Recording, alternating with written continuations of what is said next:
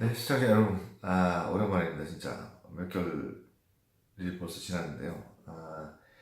계속 정기적으로 이렇게 방송을 했으면 좋겠는데 개인적으로 이제 그게 참 힘드네요. 그래서 약속은 약속이고 그래서 올해가 가기 전에 한 번 더 찍으려고 여러분 앞에 오늘 나섰습니다. 오늘은 이제 2018년이 지나고 2019년 새해가 맞이하는데 2018년에 있었던 여러 가지 미국 증권시장에 벌어지고 있는 여러 가지 일들, 주요한 일들과 그다음에 그 2019년 경제 전망, 주식시장의 경제 전망과 트렌드 이런 거에 대해서 간단하게 여러분한테 말씀을 드릴 시간을 갖겠습니다. 그래서 뭐 개인적으로 조금 변화가 있는데 우선 오늘이 페더럴 그 연준에서 오늘 다시 기준 금리를 25 베이스 포인트 올렸어요. 0.25% 올려서 지금 2.25에서 2.5%로 올라갔습니다. 당분간은 내년에도 두 차례 정도, 원래는 세 차례 정도 올라갈 계획이었는데 한 두 차례 정도 파월이 더 올릴 것이라고 한 차례 줄였습니다. 그래서 제 생각으로는 3.5에서 4% 사이가 내년 후반기까지 될 가능성이 크고, 여러분들이 그 증권시장에 주식을 투자한다든지 이렇게 할 때는 그 인터레스트 레이트, 기준금리가 어떻게 작용을 하는지는 기본적으로 알고 계셔야 됩니다. 뭐 여러 가지 경제 동향이나 이런 걸 말씀드리기 전에 지금까지 제 강의를 쭉 들었던 분들은 이해를 하실 거예요. 기준금리가 올라가게 되면은 시중에 많이 풀려 있는 현금이 은행으로 다 이제 수거가 됩니다. 왜냐하면은 수거가 되는 이유가 인터레스트가 올라가니까 본드나 또는 이렇게 픽스 인컴 쪽으로 많이 갔던 돈들이 다시 그 기준금리가 올라가면서 이제 현금을 어디에 둘 거냐. 그러니까 저축성 예금 쪽으로 많이 들어가겠죠. 그러면 이제 은행에 그 돈이 몰림으로써 은행 이자가 올라갑니다. 그래서 이제 예금을 이건 개런티 프로덕트니까요. 예금하는 그 총량이 좀 늘어날 거고 그렇게 되면 이제 주식시장에 들어가 있던 돈들도 일부 이제 빠져가지고 이제 폴폴을 만들 때 가장 안전한 쪽으로 한 건 현금이니까요.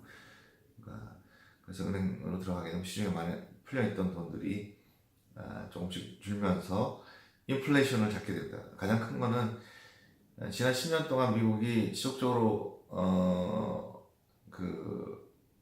증권시장이 계속 평창해 왔기 때문에 지금은 속도 조절이 필요하거든요. 그래서 너무 많이 성장할 경우도 항상 좋은 것만은 아닙니다. 인플레이션이 심해지고 그렇게 되면서 돈의 가치가 떨어지니까 결국은 그 전에 이제 연방 기준금리를 올리면서 이런 너무 핫한 시장은 조금 이렇게 쿨다운할 필요가 있다라고 이제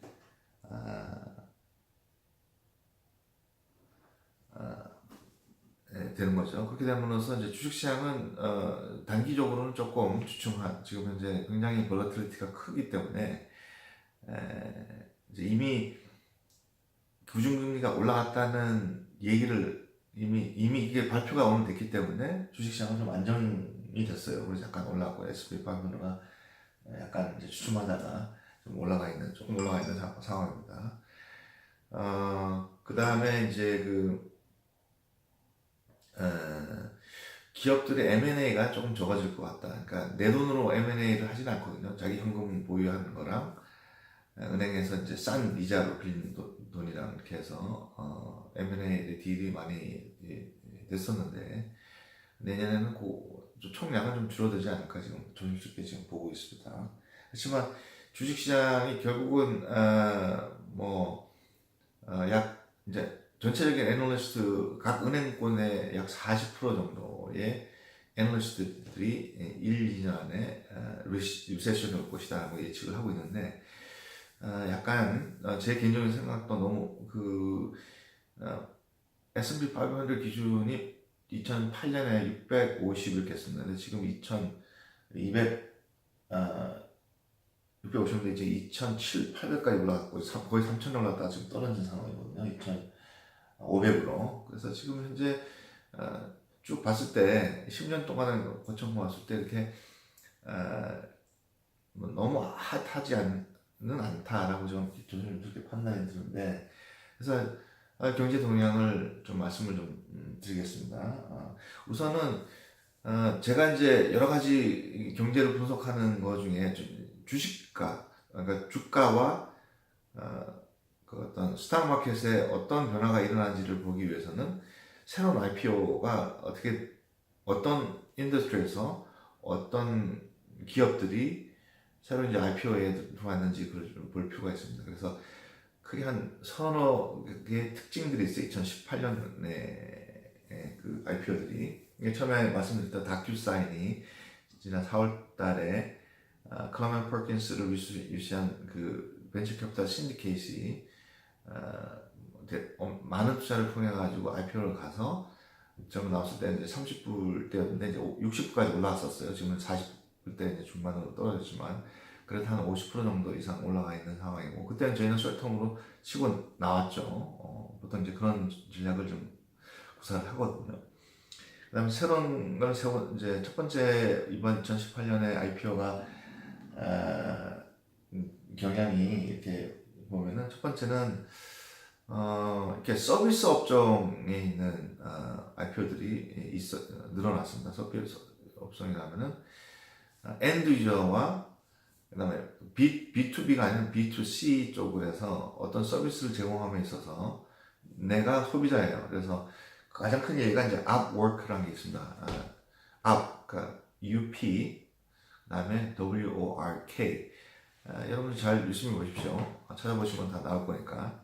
이거는 이제 아주 전문적인 프리랜서들이, 회사에서 소속되지 않은 프리랜서들하고 그 어떤 회사나 개인이 요구하는 여러 가지 서비스가 있거든요. 그래서 엑셀이나 또는 파워포인트 또는 뭐 여러 가지 전문 서비스들이 있지 않겠습니까? 사진 찍는 거라든지 이런 거는 뭐 회사에서 단기적으로 그냥 뭐 3개월, 4개월 프로젝트로 이렇게 끝나야 될 부분이 많거든요. 중소기업이라든지. 그러면은 풀타임을 고용하는 것보다는 프리랜서를 고용해서 그러니까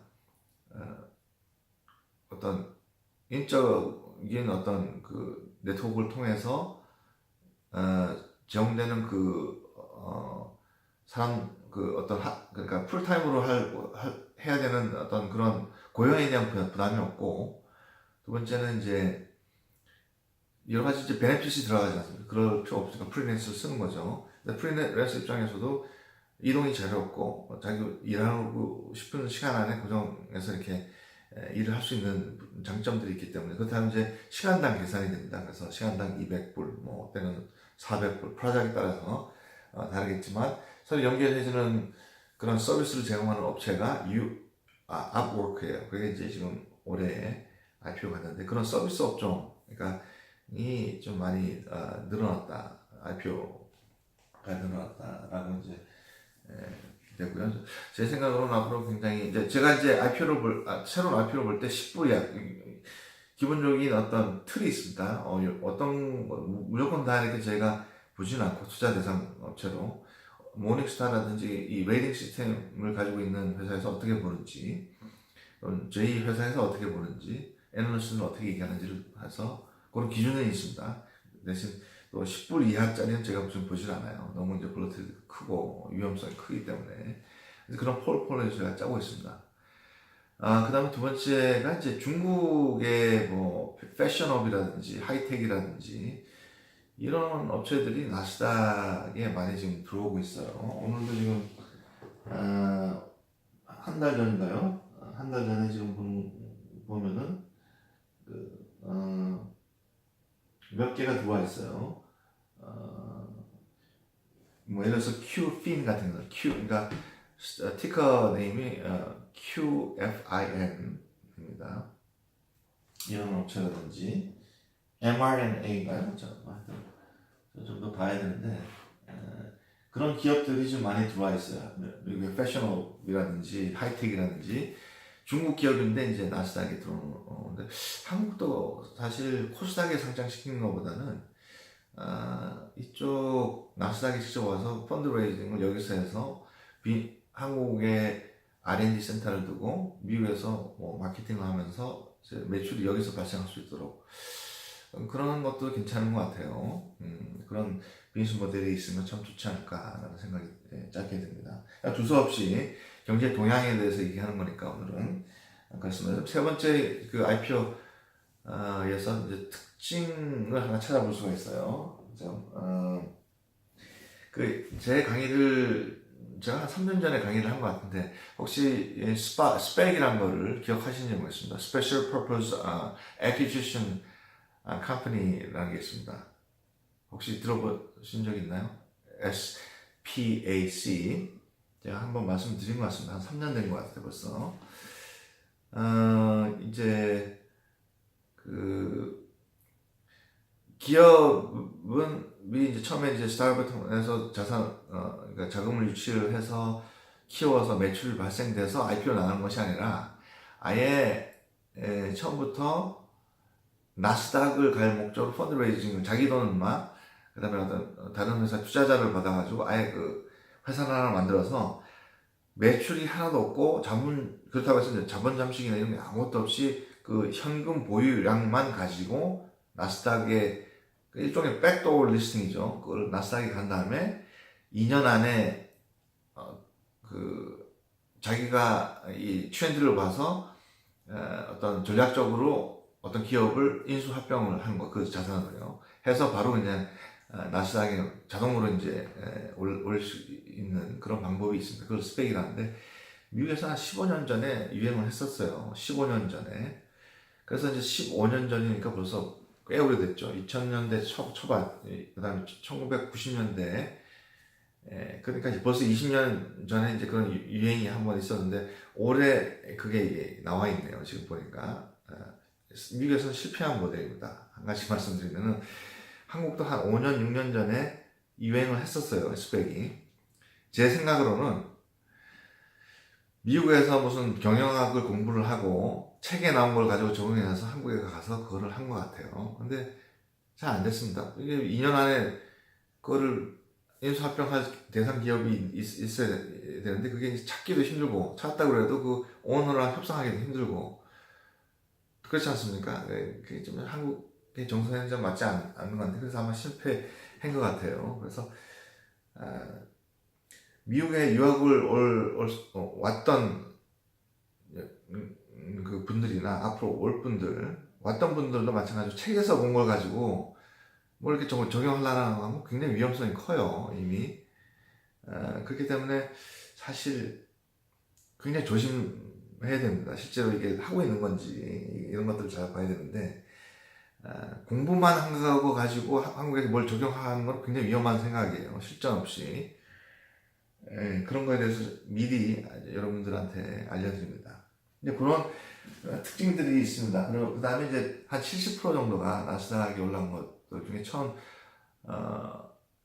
지금 시기가 되니까 3, 4분기에 많이 떨어졌잖아요. 그래서 스탁 마켓에서는 그렇게 큰 재미를 못 보고 있어요. 아직까지는. 하지만 제가 눈여겨보는 그 여러 가지, 몇 가지의 그 새로운 상장된 기업들이 군이 있고 마지막으로 이제 늘 있는 현상이지만 이 바이오텍 신약 개발하는 업체들이 한 4-5군데가 좀 올라와 있습니다. 그래서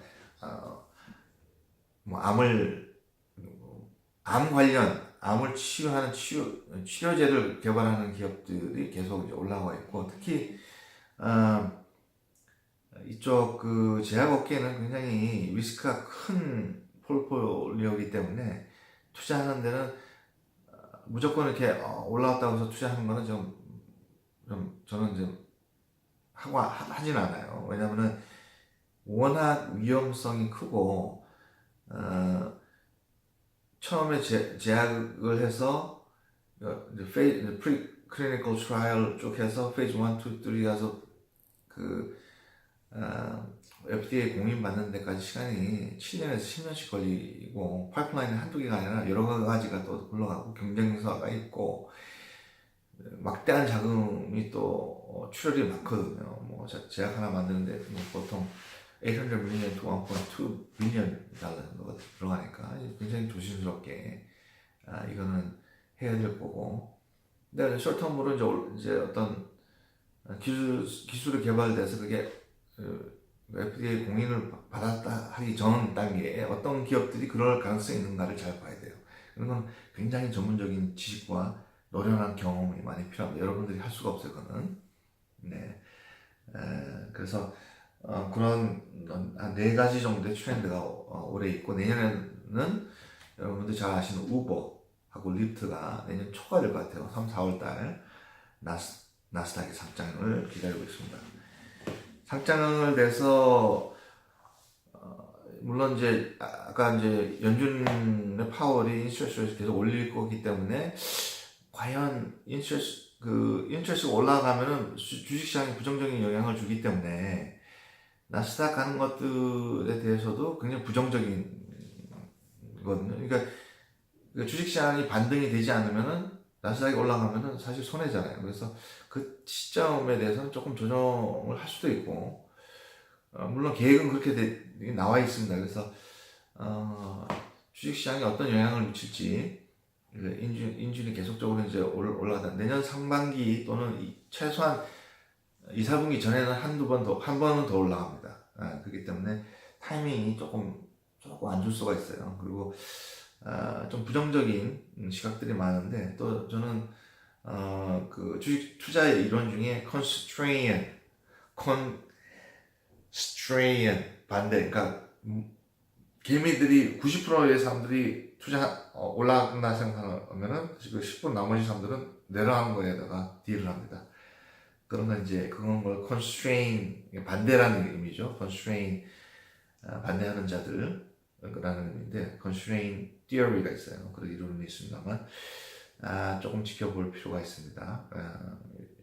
그러면 여러분들이 판단해야 되고, 제가 폴리폴리오 여러 가지가 내년에 전략이 준비가 되어 있는데 어떻게 할지는 한번 좀 심사숙고를 해봐야 될 것 같아요.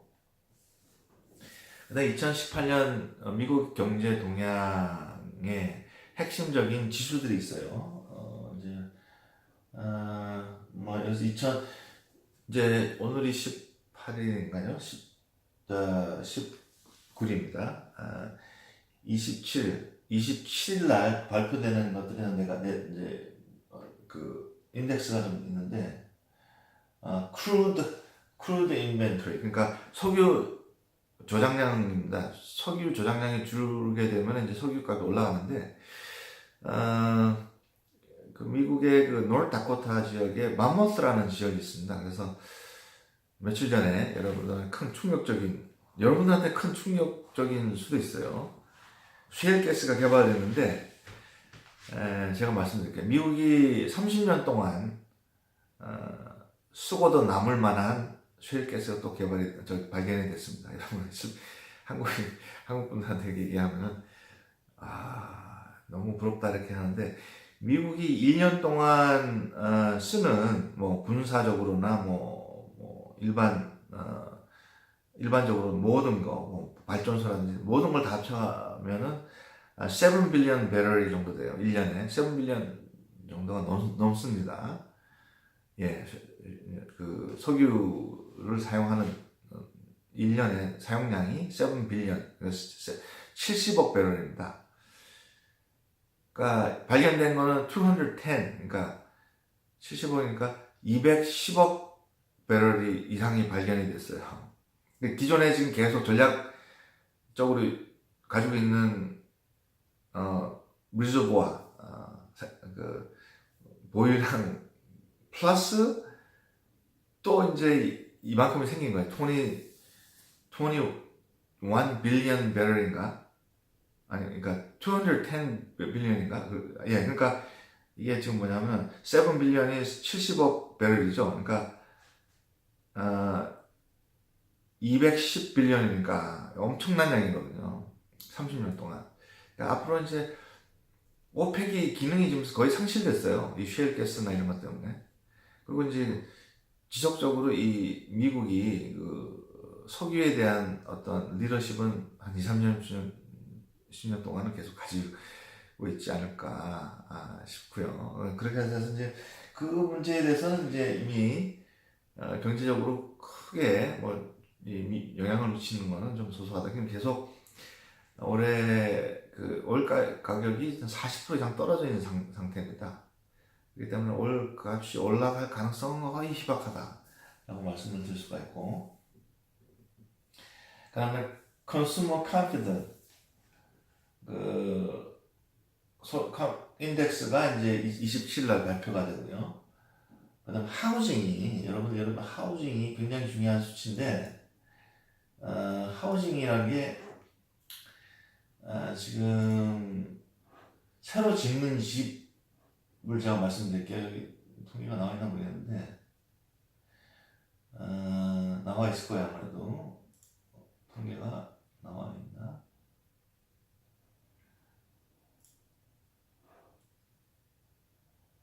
예, 통계가 제가 정확하게 기억이 안 난다만은 제 11월 달에 비해서 12월 달에 그 집을 줘도 된다는 뭐 시나 이런 데서 이 허가가 난 거를 딱 총했을 때 4% 정도 늘어났어요. 그래서 집을 짓는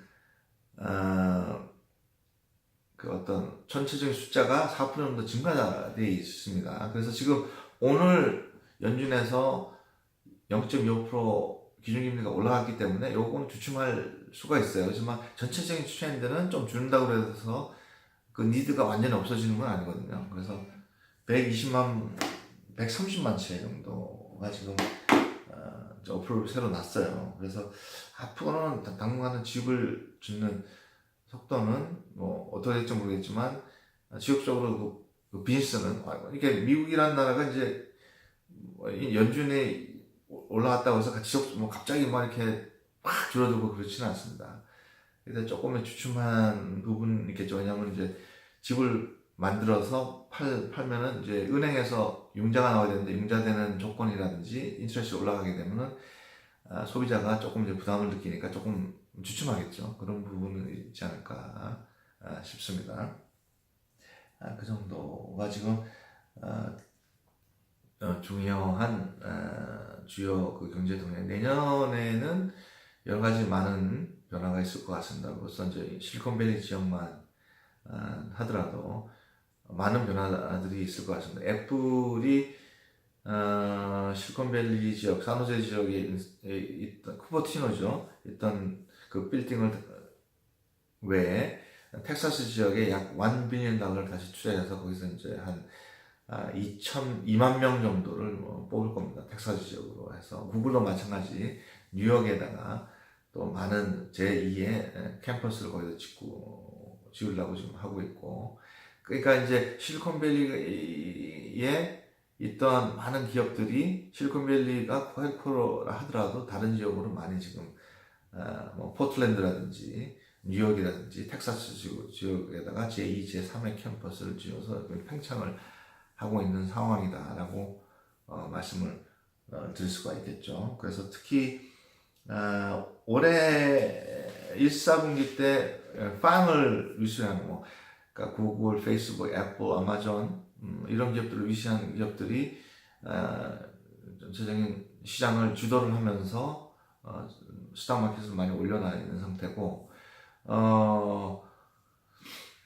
그렇지만 이제 조금 아마존 같은 게 주춤해서 2천까지 올라갔다 굉장히 좀 많이 떨어지는 상황이죠. 근데 떨어지는 상황을 봤을 때 이게 지속적으로 성장할 가능성이 있느냐 없느냐를 보면은, 특히 이제 페덱스 같은 경우는 어제 주당 4불을 벌었어요. 이제 어닝 리포트가 나왔는데 4불을 벌었습니다. 그러니까 그게 아마존의 영향이 크지만 페덱스가 나름대로 비즈니스가 크게 더 이제 팽창하고 있다라고 이제 볼 수가 있는 거죠. 그래서 내년에도 그런 현상은 뭐 계속 지속될 거라고 보고, 단지 이제 외부적인 잡음이 몇 가지 있겠죠.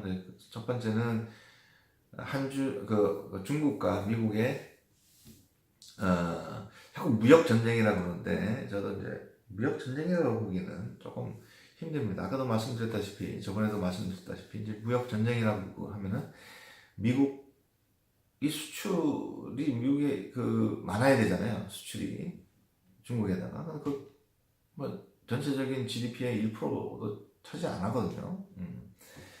근데 중국이 이제 30% 이상은 이제 수출 주도형이지 않습니까? 그래서 미국에다 갖다 많이 팔아야 되는데, 근데 미국이 힘든 거는 판매 차가 아니라 가장 큰 소비국이기 때문에 원가가 중국에서 뭐 싼 철강이나 이런 것들이 미국 트럼프 정부가 그 관세를 많이 물리기 때문에 원가가 올라가는 거예요. 그리고 예를 들어서 뭐 차를 하나 만드는 데도 여러 가지 뭐 저기 수입해야 될 게 많지 않습니까? 뭐 그래서 2만 개 정도의 부품이 들어갑니다.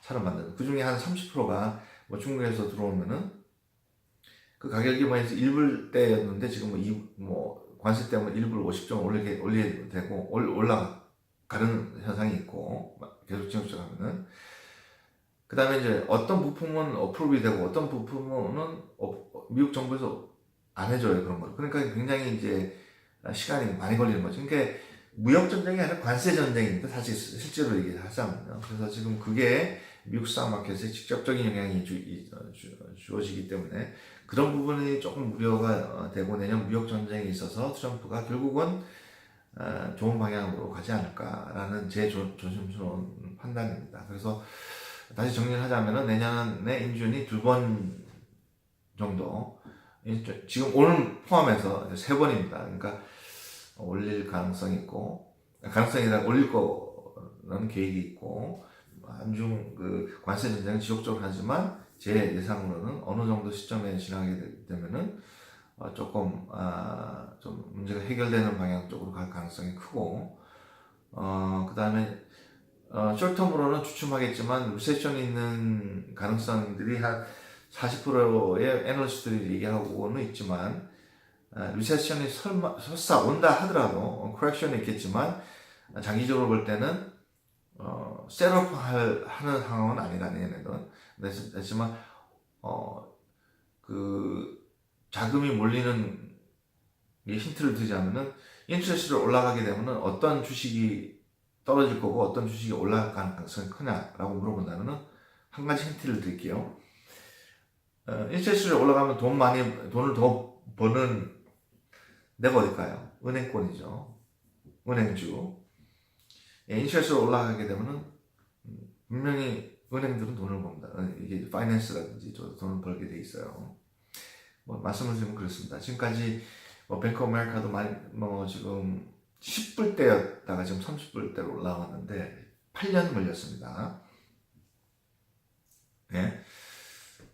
8년 걸렸어요. 앞으로 이제 인트레스트 올라가게 되면은 우선은 외부는 올라갈 거예요. 근데 주식시장이 그게 대변을 할 수 있는 직접적으로 영향이 가는 데는 좀 시간이 지나겠죠. 만약에 제 예측입니다. 예측이 안 맞을 수도 있으니까. 그렇게 하고 뭐 그 정도죠. 그래서 뭐 구체적인 어떤 주식이 지금 내년에 핫할 것이나 이런 거는 제가 얘기하는 거는 사실 조금 아닌 것 같고, 그래서 여러분 연말 잘 보내시고 내년에는 좀 더 주식시장이 좀 더 왕성하게 좀 투자도 많이 일어나고 해서 지속적으로 좀 발전하는 그런 기회가 있었으면 좋겠다라는 생각이 들지만 많은 어려움들도 있을 것이다 라고 생각이 들고, 그래서 지금 가지고 있는 포트폴리오를 어디다가 좀 더 많은 포션을 두고 투자할지에 대한 고민을 하는 거지, 모든 것이 수당 마켓이 많은 것처럼 얘기하는 거는 조금 말이 좀 어폐가 있다. 어떻게 이 포지션을 잡느냐가 굉장히 관건이다 내년에는. 그렇게 설명을 드릴 수가 있습니다. 감사합니다.